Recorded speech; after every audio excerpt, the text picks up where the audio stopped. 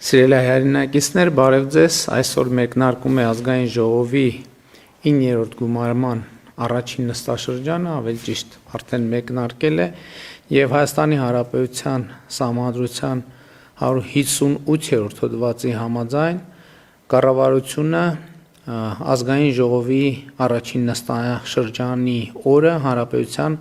նախագահին է ներկայացնում իր հրաժարականը։ Եվ ես հիմա պատրաստվում եմ ստորագրել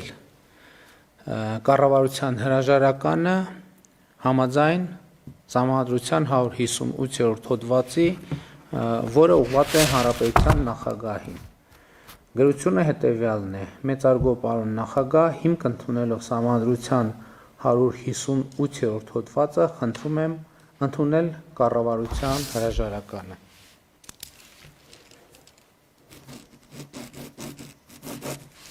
Այսօր հիմա այս գրությունը կուղարկվի հանրապետության նախագահին եւ նախագահը Սահմանադրության համաձայն կընդունի կառավարության հրաժարականը։ Ասեմ նաեւ, որ այս պայմաններում մինչև նոր կառավարության ձևավորումը կառավարության անդամները շարունակում են կատարել իրենց պարտականությունները։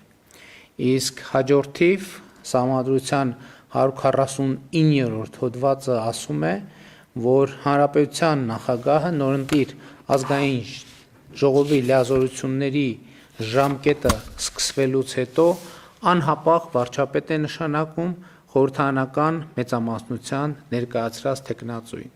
Այսօր խորհրդարանական մեծամասնությունը հանրապետության նախագահին կներկայացնի վարչապետի թեկնածուին եւ համապատասխանաբար տեղի կունենա նշանակում համաձայն Սահմանադրության 148-րդ հոդվածի։